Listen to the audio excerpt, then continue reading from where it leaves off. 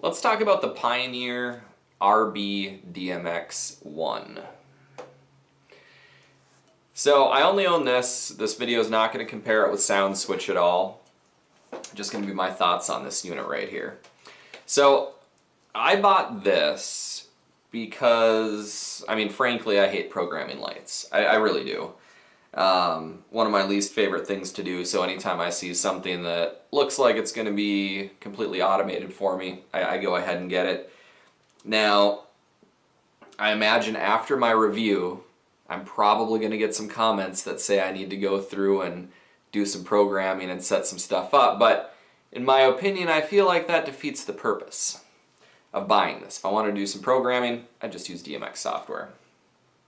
So, anyways, I got this. I've been building this truss DJ facade that is kind of permanently lit. It's got some par cans inside. Maybe I'll do a review of it at some point, but it wraps around my 6-foot table, has taller columns in the back, little shorter columns in the front, and I've got uplights going throughout it, 2 moving heads, and then 2 of the kind of starball type lights in the back.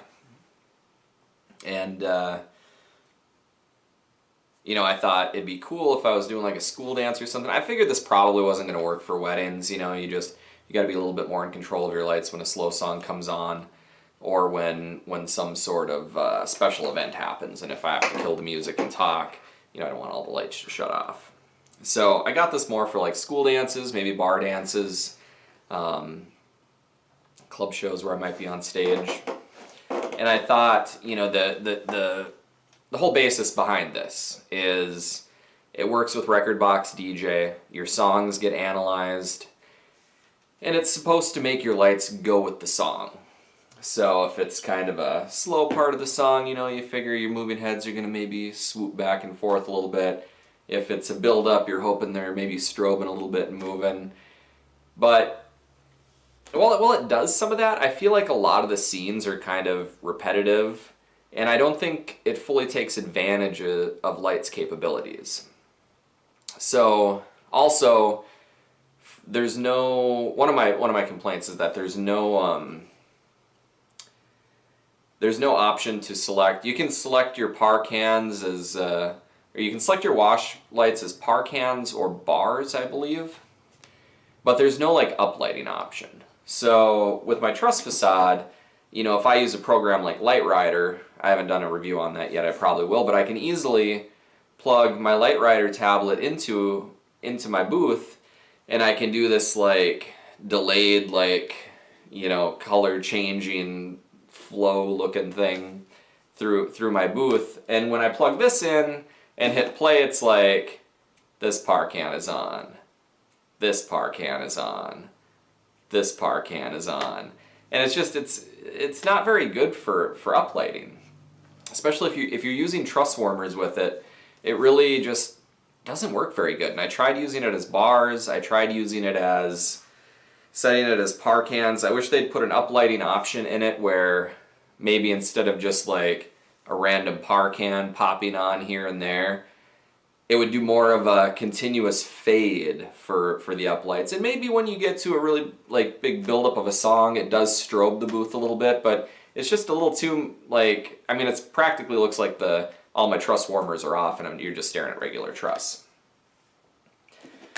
Moving heads were another one of my issues. I don't think it takes any advantage of gobos. I'm skeptical on whether or not it takes advantage of colors or not, because the only thing I could ever get my moving heads to do, which you can't direct the angle, you know, define the angle where they're shooting.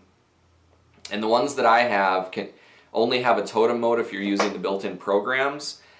So, of course, all mine were shooting off to the right, and that's the only place they were sweeping, so I would have had to turn it around so that the cords were hanging out the side to get them to shoot forward, which isn't a huge issue, but you know, my main issue is that they weren't doing anything.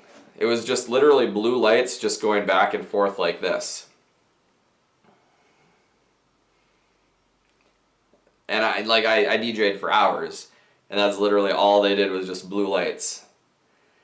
And I was like, okay, I could literally have one, like program one DMX scene in my, and just an old school controller and have it do that. So, you know, maybe I didn't dig deep enough into the Rekordbox lighting configuration, but here's my gripe is I don't feel like you're supposed to have to. You know, like when you buy this, you program your lights in and it's supposed to do the work for you. Now, with that being said, obviously I do feel like there should be a little bit of controllability to it, but I think it should be cool right out of the gate. Because when you compare it with something like Light Rider, where you can buy a $39 dongle and download a free app for an Android tablet and use Light Rider, you know, when you click on, you do the same thing. You throw all your lights into Light Rider and you literally just click a button and you can have a fade go. And now you can adjust your fade because you can go in there and make it like a delayed fade where the lights are kind of chasing each other. But it does it all for you. And I feel like, you know, maybe this is a good start, you know, but I could never do a show with this. I don't know any show I could do with it. I tried it at a bar and there wasn't enough happening. Now, maybe you need to have specific lights for it, and I just don't have the right lights for it, but you know, don't put profiles in for every kind of light if it's not gonna use the lights properly or make a usable scene. You know, I don't want to go out and do a dance and have like a ton of lights set up and then wind up with a fairly dark dance floor because I've just got two blue moving heads going like this all night, and then par cans that are just like, you're on, and you know, and you're just listening to like a pop song that's supposed to be a little higher energy. So for me, unfortunately, while I'm a Pioneer fan and I prefer Rekordbox for DJing, sadly I think their lighting system needs some work. And you know, maybe they don't sell enough of these to really put enough work into updating it.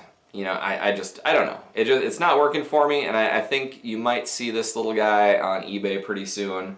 I've let it sit here, and I don't know if I just want to let it sit in the office and hope it gets better one day, or just sell it and just go back to using Light Rider, because I feel like Light Rider is a better option.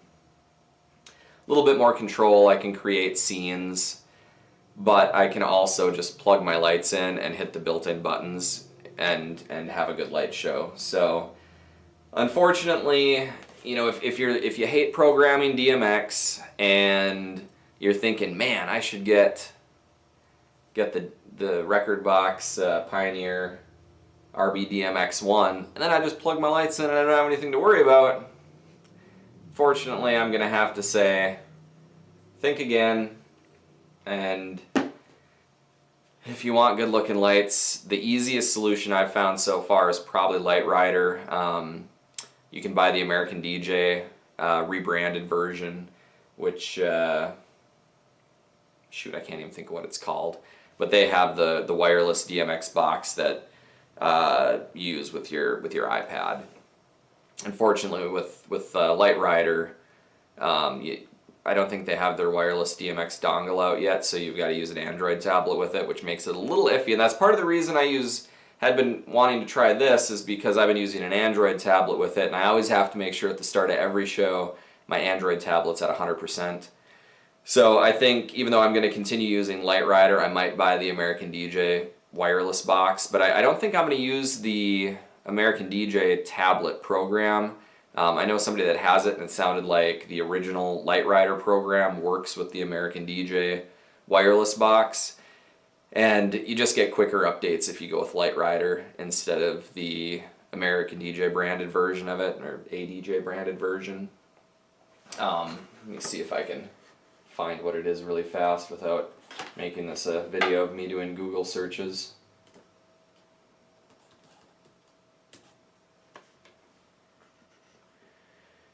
Oh, so it's just ADJ My DMX Go Wi-Fi DMX dongle. It's $250. I feel like I paid that about for this. So if you're looking for an easy DMX lighting solution, I'd probably get the ADJ my DMX Go, $250. You can use the American DJ app like I said, but if you can use the Light Rider version, which Light Rider comes from the software developer, that's their version of it. The ADJ version of that software looks identical, it's just got American DJ's logo on it. But you know, when they make an update for Light Rider, that update has to trickle down to ADJ. You know, they got to slap their logo on it. So you're probably going to get updates a lot faster if you just use Light Rider instead of the ADJ version. But I'll probably do a full review on that at some point in time. Just know that this is not good enough out of the box. The lighting programs are too basic.